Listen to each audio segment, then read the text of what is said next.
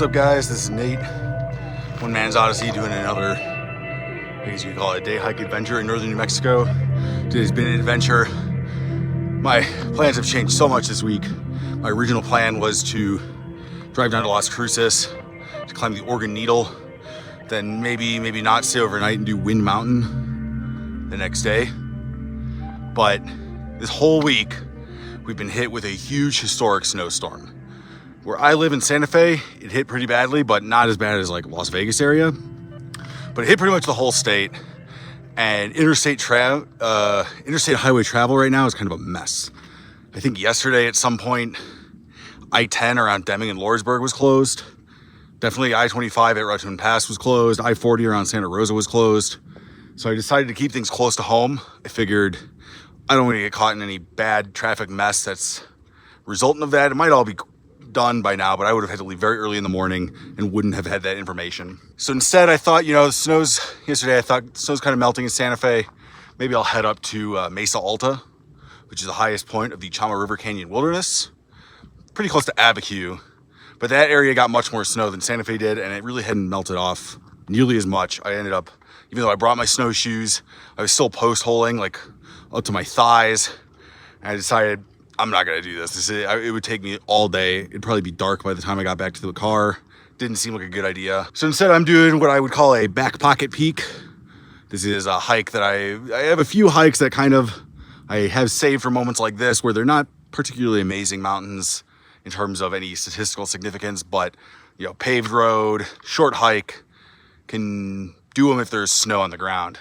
The one we're doing today is called the Lake Benchmark. It's very close to the Santa Cruz Lake near the town of Chimayo. We're basically in Chimayo. But so we started right at the dam, and there is a bridge that crosses the draw, or the outlet of the dam.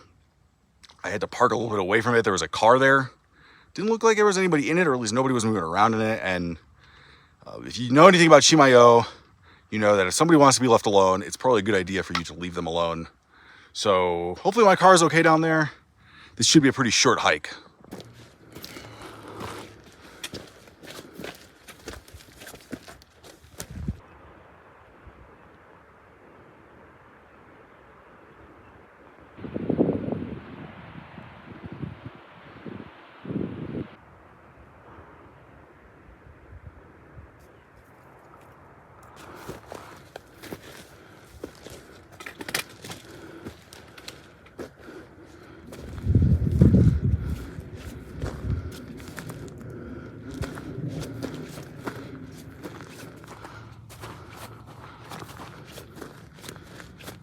Most of my viewers are from New Mexico, but if you aren't, or if you just don't know the story, the Santuario de Chimayó is very famous as first of all, it's just a beautiful area.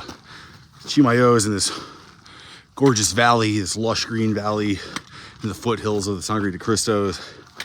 And the Santuario, I believe, was built in the late 1700s, at least its current incarnation. And it's a beautiful church, very photogenic. If you Google it right now, you'll see a billion pictures, better than anything I could take. And what it's famous for is there is a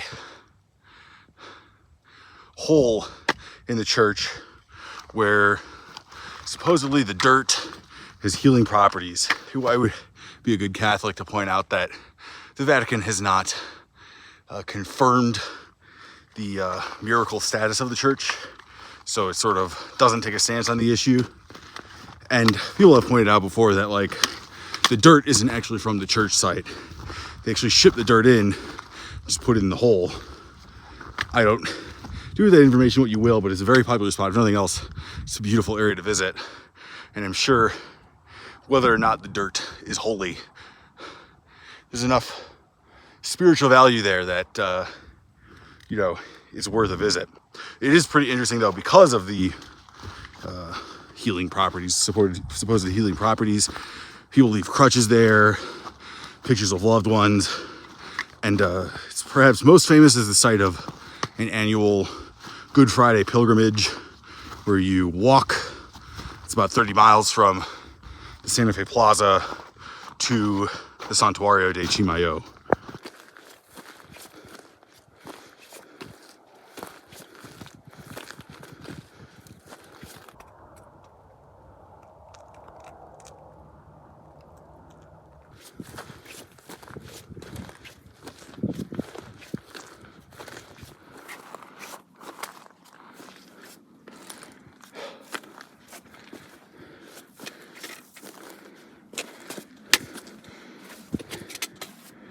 Here we are, the lake benchmark. All right, we're at the summit. I do not see the eponymous benchmark, but we signed the register. Pretty nice views to the south and to the west. The north and east are pretty cloud covered, which is unfortunate because I bet we'd have a great view of like the Trudges Range and stuff, but that right now is pretty obscured by clouds. Sorry that this wasn't the most thrilling and exciting peak. I felt a little bit of pressure to come out and film this week. If nothing else, I've been very cooped up thanks to the snow days the last couple days. And also with the holidays coming up, I'm just not gonna have a lot of time to film. And then before you know it, I'll be on baby duty for baby number 3. And then I won't have time to film then. So I wanted to get out, get something on camera, and just experience a new place. Something cool that these kinds of back pocket peaks, as I called it, I keep them in my back pocket and then almost never do them because I'm usually things go according to plan. So it was nice that I had this one to do. But I'm gonna shut up and we'll take a look at some of the views around here.